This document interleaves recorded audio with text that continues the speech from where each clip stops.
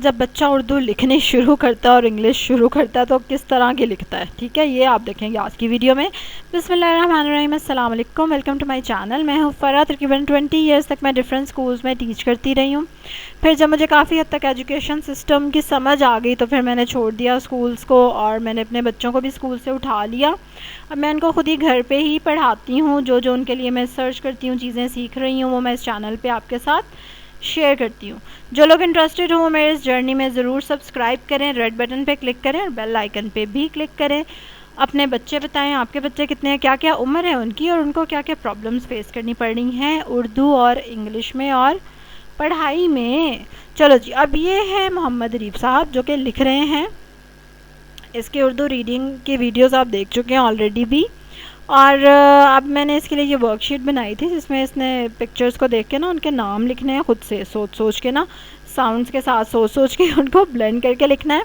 और बिल्कुल बगैर एडिट किए ये वीडियो है, क्योंकि मैं चाह रही हूँ कि आप देखें कि बच्चा जब लिखता है तो वो किस तरह लिखता है और वो कितना गलत लिखता है पहले, और फिर वो आहिस्ता आहिस्ता ठीक होता है। क्योंकि नॉर्मली हमने ये प्रोसेसेस नहीं देखे होते अगर आप इतनी छोटी क्लास को नहीं पढ़ाते हैं।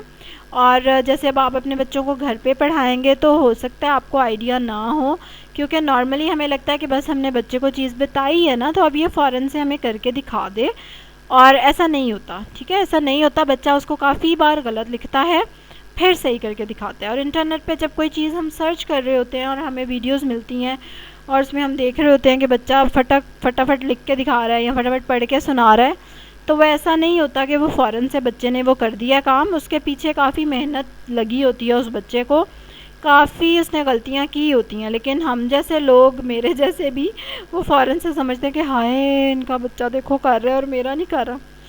ठीक है, तो उस ट्रैप में मैंने भी नहीं फंसना और आपने भी नहीं फंसना।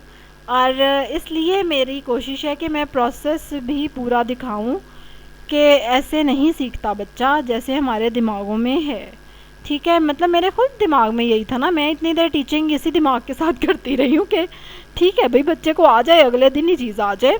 इवन अभी भी मुझे समटाइम्स बहुत मुश्किल लगती है चीज़ के बच्चे को फ़ौरन से क्यों नहीं आ रही ना, फ़ौरन से एकदम इम्पेशेंट हो जाते हैं। और ये चीज़ पता नहीं हमारे अंदर कहाँ से आई हुई है कि मतलब बच्चा बस फटाफट करके दिखा दे काम। तो ज़रूर आपके साथ भी होता होगा ऐसे, ज़रूर, मतलब आई एम श्योर अगर नहीं होता तो ज़रूर कमेंट्स में बताएं कि नहीं भी हमारे साथ ऐसे नहीं होता, और जिनके साथ होता है वो भी ज़रूर बताएं कि ऐसे लगता है ना कि क्यों नहीं कर रहा बच्चा, हमने उसको इतनी बार बता भी दिया है। ठीक है, तो अब ये मोहम्मद अरीब की गलतियों समेत शीट है और आप देखें कि वो कैसे कैसे लिख रहा है। अब इसमें मैं उसको कुछ कुछ तो साथ साथ करेक्ट करा रही थी, बहुत ज़्यादा मैं बिल्कुल करेक्ट नहीं लफ्ज़ करवा रही थी। मैं उसको ये नहीं बताना चाह रही थी कि तुम गलत लिख रहे हो, क्योंकि फिर इससे उसका कॉन्फिडेंस लूज़ उसने करना था कि मुझे लिखना ही नहीं आता। मतलब मैं ये नहीं चाह रही थी, मैं ये चाह रही थी कि उसको लगे कि हाँ मैं लिख रहा हूँ, बहुत अच्छा लिख रहा हूँ, चलो कोई एक आधी मिस्टेक है मेरी अम्मा मेरी ठीक करा रही है। तो इसलिए मैंने उसको कुछ लफ्ज़ गलत भी लिखे रहने दिए और मैंने उससे कहा हाँ ठीक लिखे हैं आपने, जैसे आपको नज़र आ रहा होगा स्त्री उसने बिल्कुल ही स्त्री अपने हिसाब से लिखी हुई है। तो लेकिन चलो कोई बात नहीं, इट्स ओके। फिर अखरोट कुछ बेहतर है, उसमें भी उसको मैंने थोड़ा सा बताया कि ऐसे।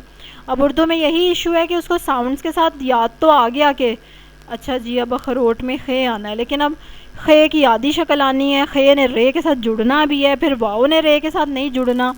ठीक है, ये चीज़ें हैं कि जो बच्चे को फिर उसमें टाइम लगता है, और यही चीज़ें हैं जो उर्दू और इंग्लिश में फ़र्क है कि इंग्लिश में कुछ भी जोड़ना जुड़ना नहीं होता, बस खैट खैट चलो भी लिखा गया बिल्ली। लेकिन उर्दू में जब बिल्ली लिखेंगे तो बच्चे के जहन में आएगा ब ल ई। ठीक है, 3 साउंड्स आ गई ना। अब ब ल ई, इसीलिए हम आधी शक्लें कराते हैं ताकि चलो बच्चे के जहन में आधी शक्लें आए और फिर उनको वो जोड़ के लिख ले। सही है, तो ये जो पूरी पूरी अलीबे लिखवाते हैं ना बच्चों को जाते साथ, और बहुत सारे स्कूल्स में लिखवाते हैं, कुछ चंद एक स्कूल्स हैं जहाँ पे नहीं लिखवाते, जहाँ पे आधी शक्लें कराते हैं, वरना ज़्यादातर स्कूल्स जो हैं और स्पेशली जो गली मोहल्लों में हैं प्राइवेट स्कूल्स हैं वो अलिफ बे से ही शुरू कराते हैं, बच्चे का बेड़ा गर्क सोचो कर देते हैं।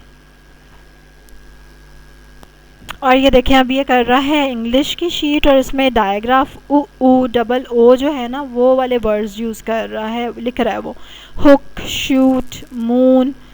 तो इसमें ये डबल ओ वाले वर्ड्स हैं जो कि ऑलरेडी उसको आते हैं और काफ़ी हद तक वो इनको ठीक लिख लेगा, आप देखिएगा।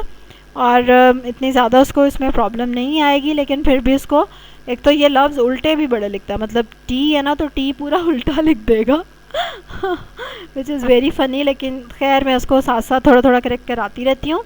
बहुत ज़्यादा मैं उसको डिस्करेज करने की कोशिश नहीं करती हूँ, क्योंकि ऑब्वियसली मैं चाहती हूँ कि उसका कॉन्फिडेंस डेवलप हो, उसको लगे कि हाँ भाई मैं लिख सकता हूँ, हाँ भाई मुझे लिखना आता है।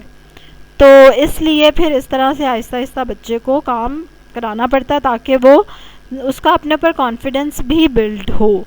क्योंकि नॉर्मली हमारे एजुकेशन सिस्टम में बहुत ही कम इस चीज़ पे फोकस किया जाता है कि बच्चे का कॉन्फिडेंस आए। ज़्यादातर बच्चे की सिर्फ गलतियाँ ही निकाली जाती हैं कि ये नहीं तुमने किया, ये क्यों नहीं किया, ये भी नहीं किया, ये गलत लिख दिया, ये ऐसे लिख दिया। मैं खुद भी ऐसे ही करती थी और मुझे लगता है कि हमारे साथ भी बचपन में ऐसे ही होता रहा है।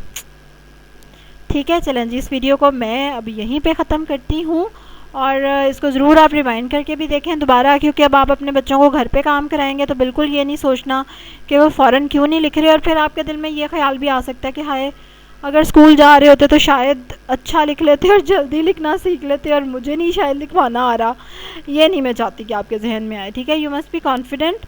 और आपको पता होना चाहिए कि कोई इसमें ऐसी बात नहीं है, दैट इज़ ओके। अगर वो नहीं लिख पा रहा तो कोई बात नहीं, लिख लेगा। ठीक है, चलो जी, कल एक और वीडियो के साथ आपसे मुलाकात होगी। तब तक के लिए अल्लाह हाफिज़।